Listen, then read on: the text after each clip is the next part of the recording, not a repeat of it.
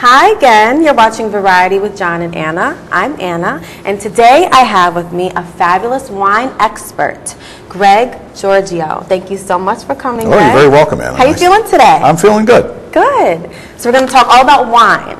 I always feel good when I talk about wine. Yeah. So how did you become a wine expert? Was always interested in food. At a certain point in my life, having grown up around people who drank wine, I had a pretty good general background in it. My grandfathers are both home winemakers. Wow. At a certain point in my life, in my early to mid-20s, I had had a couple of emotional experiences, I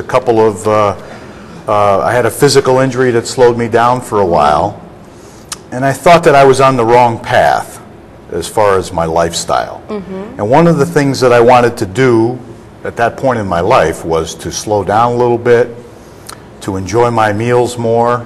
Yeah. And I had always had in the back of my mind a curiosity about learning more about wine.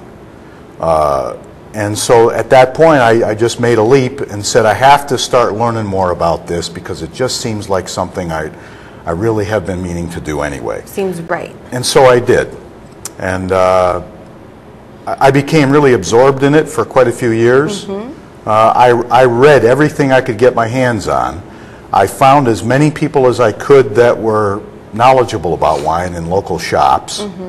I toured the Finger Lakes, and I went to as many wine tastings as I could fit into my schedule. Right. And so I just, like I say, absorbed myself in it and totally enamored with it, and to this day I still really...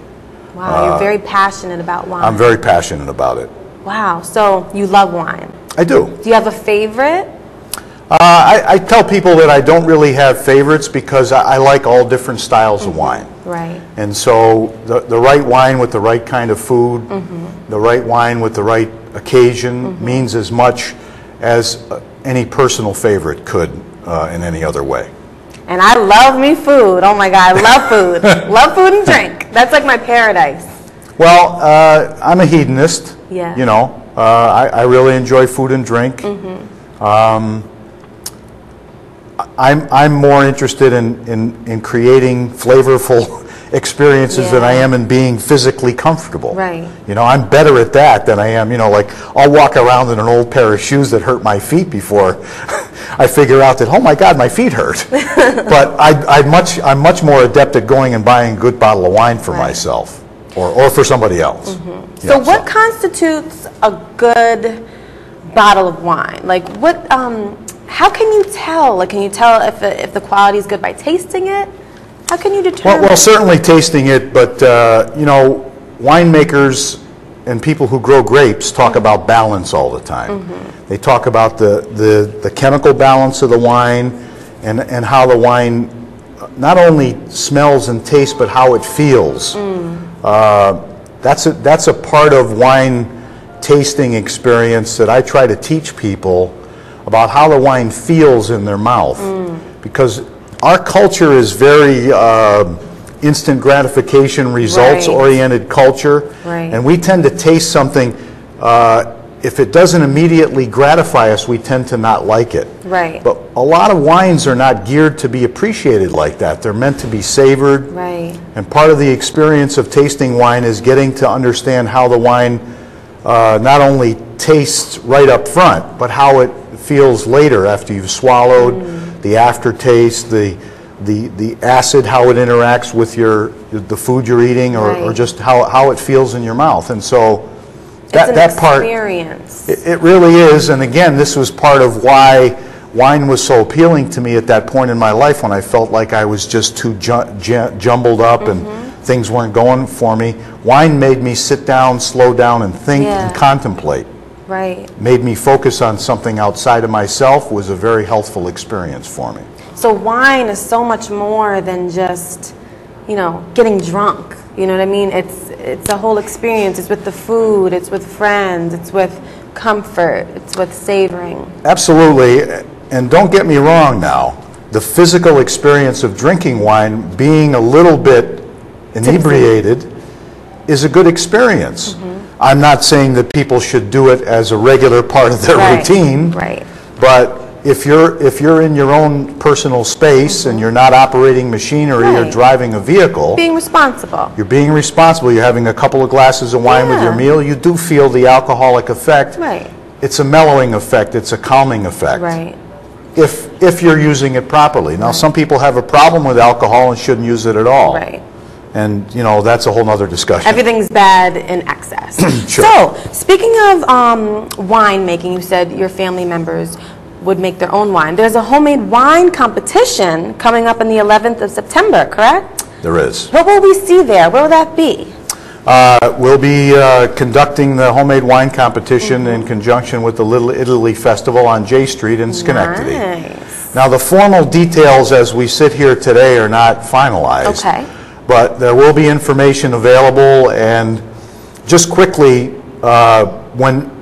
if people have any questions, they could certainly call me at 518-861-5627 Okay. or email me at ggwob56 Because you teach at wine seminars. yahoo.com, and then I'll answer any questions about the homemade wine competition. But the details for delivering your samples of your homemade wine will be available within days, so we're going to coordinate that later. Wow. So how long have you taught classes on wine? Well, first of all, I'm a home winemaker for nearly 25 years. Wow. And I've been teaching on and off for over 20 years. Where do you teach?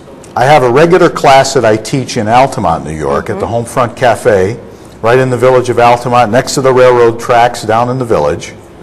And we do a once-a-month tasting there, except for the month of August every year, and we've bine doing that for 10 years since June of 1990. Nice. And we have a very informal group. We charge a moderate fee to come and taste, usually somewhere between 8 and 12 wines. Okay. Nice. And we have munchies, Tapas. some tapas or cheese and crackers and fruit and nuts, and Yes. sometimes we might have a little sausage or a protein.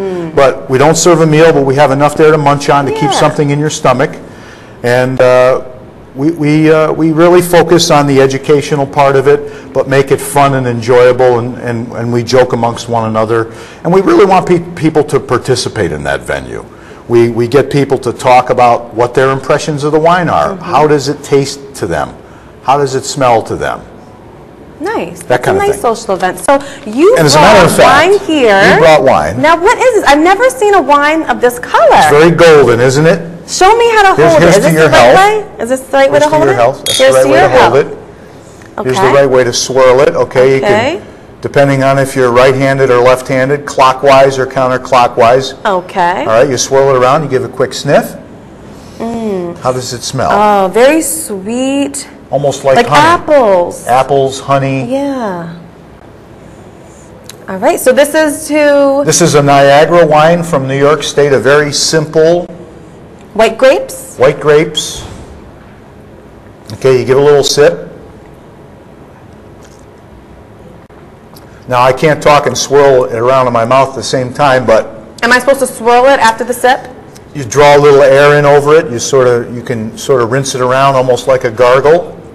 Swallow and then exhale out through your nose, and you get the most aroma and flavor out of the wine that way.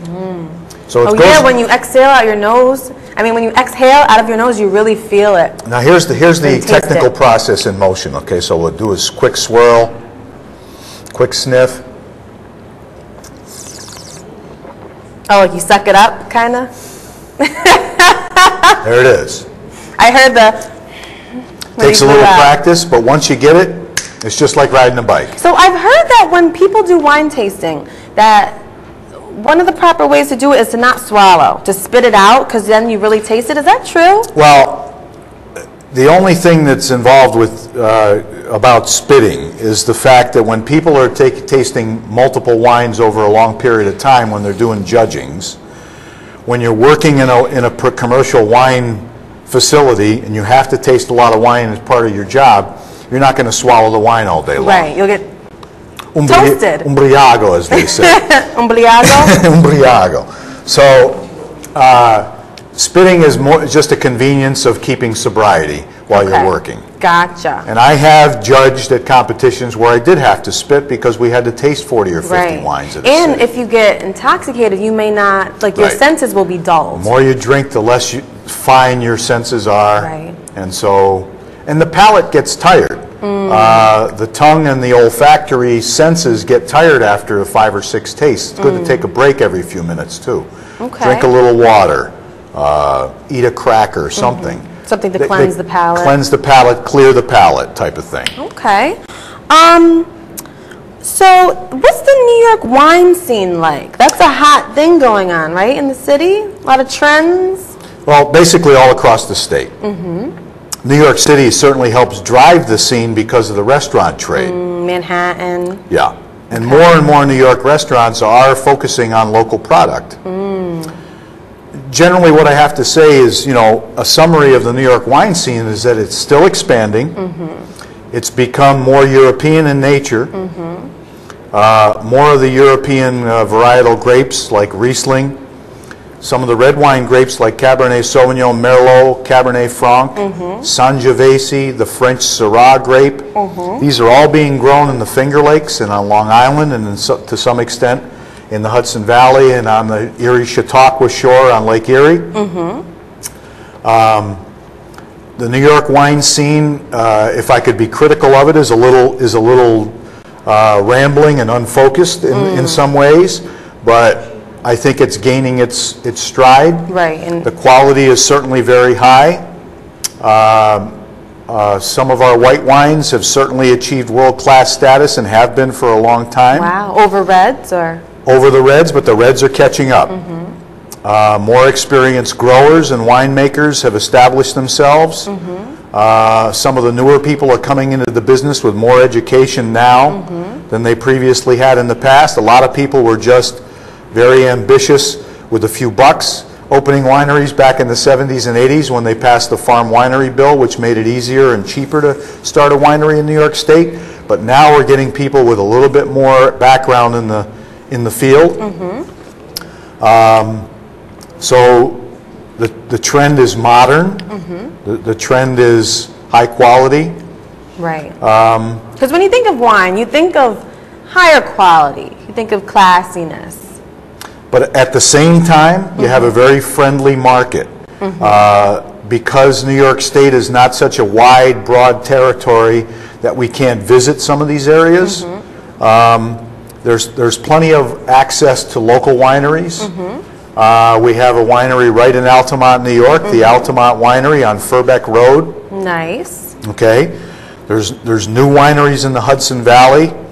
There's a winery in Claverack, New York, the Towsey Winery, just opened within the last few months. It's only about an hour's 15-minute drive from the Capital District at the most, depending on where you are in the Capital District. I have a question. The Hudson Chatham Winery is also very close. Do you think that the more expensive the wine, the better? What do you think? Because I like cheap wine. Not necessarily, yeah. I am not a person who is so snobbish that I would say that most of the wines that are higher priced are the ones you should be looking for, or in fact are better than other wines. Because I've noticed, like, I've tried Grower's Red. That's a very, very delicious wine, very sweet. It's cheap. Inexpensive Bully Hill brand. Yeah, Bully Hill. Yep. Love it. I happen to like that wine. That wine is good with steak. Red wine, I noticed, is good with steak. What would you say? That wine is as good with a steak as it is with a salad with vinegar on it. Really? Yeah. Anything? Yeah. That's what's unique about that wine. I know that wine very well. It's interesting that you happen to have mentioned that wine without us having talked about it. Because I know that wine very well, and it's a unique wine. And it satisfies everybody because it's a little bit sweet. Right. It's very fruity. But it also has the kind of acidity that makes it good with food. Right. So what do you think, like, white wine? What kind of foods would white wine go with? You know, a lot of it depends on your taste. Okay. However, white wine, you know, the traditional, the common rule of thumb about white wines going with fish and chicken are true.